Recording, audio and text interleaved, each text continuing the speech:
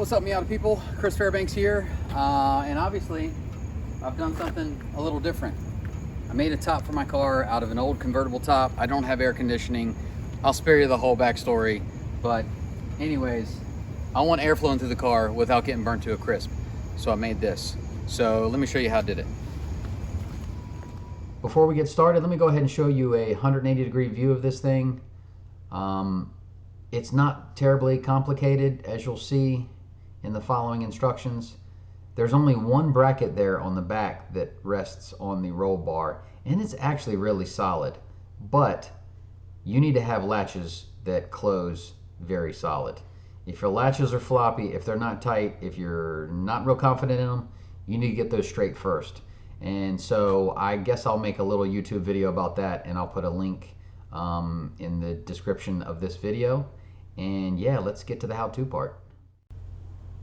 Okay, so the first part of this process is to turn your convertible top frame into something that looks like this. So obviously that's going to take some cutting and welding. So go ahead and take all the fabric off, take all the clips off, the seals, just remove everything and save all of it. And then we're going to move on to the next step. Once you have everything stripped off of your convertible top frame, it's going to look like this. And this is kind of a pain in the butt to work with because every time you move it or pick it up, it just wants to fold up on you. So the first thing we're going to do is weld the pivot points that are right in the middle of the frame so this thing doesn't fold up, and it's going to make the whole rest of the process so much easier. There's not a lot of room in here, but you can cut a small piece of 1/8 inch thick steel in place and that'll hold it solid. I also want to mention that on the back side of this, there's some plastic pieces that are riveted in place. And if you let too much heat get to them from welding, they will come loose from the rivets, but you can just glue them back in place.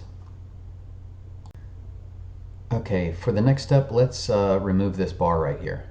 This is the only one on the top that kind of pivots on its own. It moves with the fabric actually. And the pivot on this is some Allen head bolts, just like the other bars.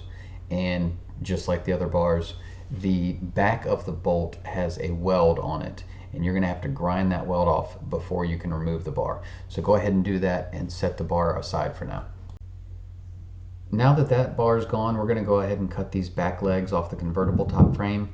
So we start making it something smaller that's closer to what we're going to end up with. You can just make a rough cut right about here, but then you also have this secondary bar, which is kind of a pivot piece.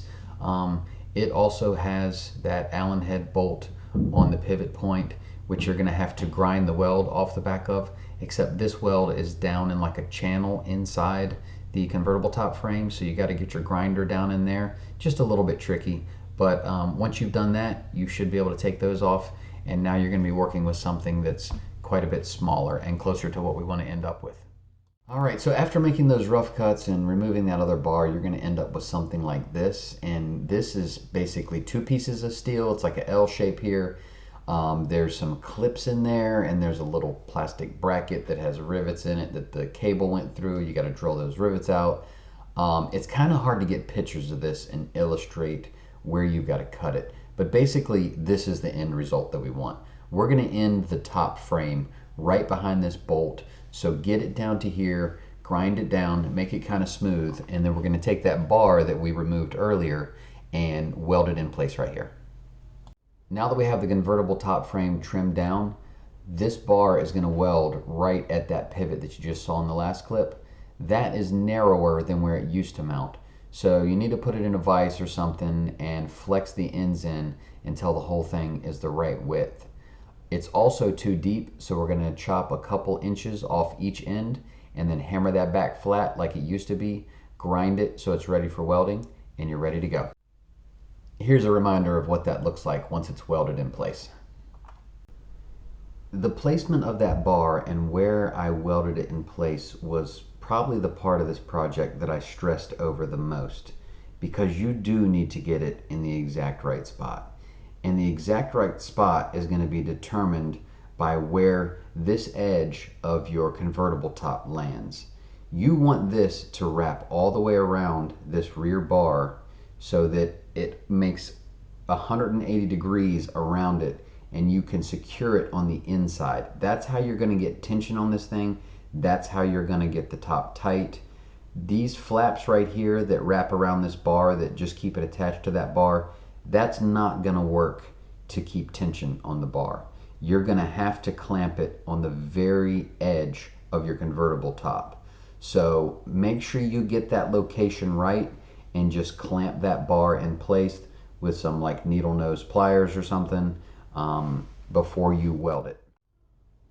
Once you've got that welded in place, you can go ahead and take that fabric off from the test fitting and mount this thing onto the car. Because the latches pull from underneath on the front, the back of this is going to want to sit down. It's going to want to sit on top of your seats. So as you can see, all I did was stick a pipe in there and that holds it up, and it's under tension. It's pretty solid on there, but that's going to hold it in the position that you want.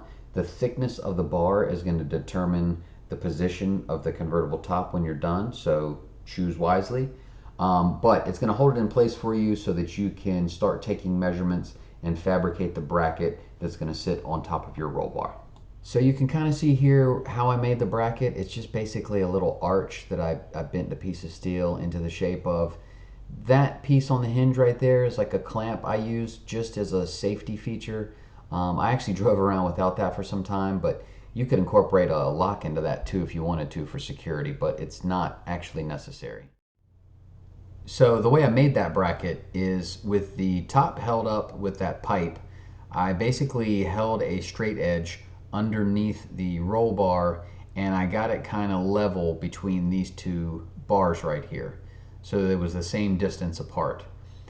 Then I went ahead and took my piece of steel and measured that distance, made my first bend, measured over till it would make contact with the roll bar. Then I made the next bend up.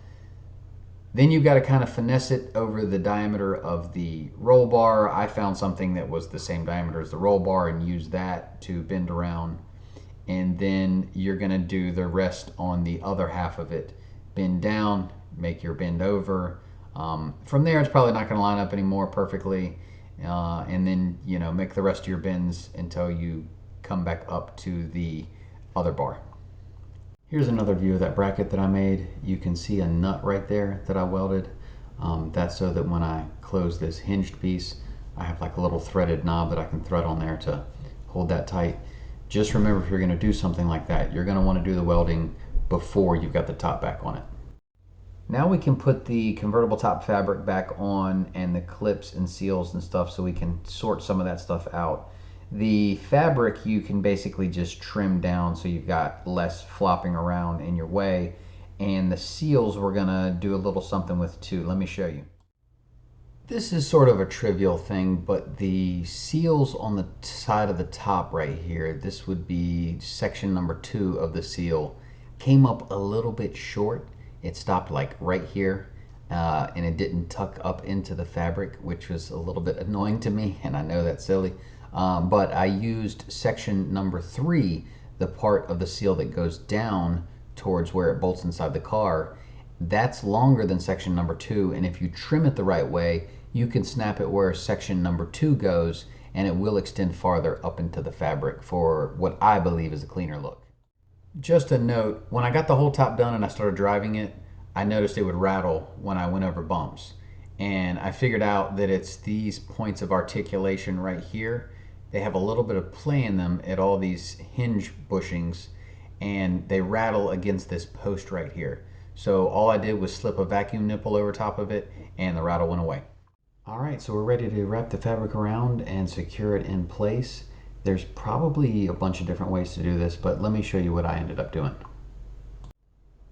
I think probably one of the best ways that you could secure that fabric in place is to take a copper pipe that's the radius of those convertible top bars and cut it in half and use that as a clamp.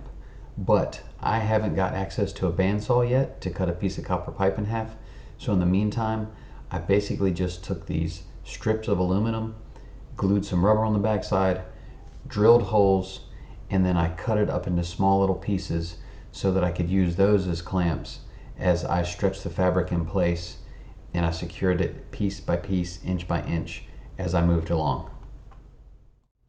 So when you're ready to secure your convertible top fabric around that last bar, what you need to remember are a few things. Number one, you need to let it sit in the sun so the material gets hot and stretchy. Number two, you're going to need a second person. And what you're going to do is you're going to flip this thing upside down. That second person is going to pull a few inches tight on it, starting from the center bracket, while you put a clamp in place and secure it with a self-tapper. And then slowly move your way all the way to the outside until you get to this point right here. Now when you get to this point, you should just have one like 2-inch wide strip of convertible top material left. And that edge right there has plastic inside it, which is great because you can fold it right over and screw right through that plastic and secure it to this bar, and you're done. All right, well that's it, we're done. I hope this video has been helpful. If you got a spare convertible top frame laying around, I strongly recommend you do this. It's been a lifesaver for me. I don't have air conditioning. So anyways, 10 out of 10 would recommend. I'll see you in the next video.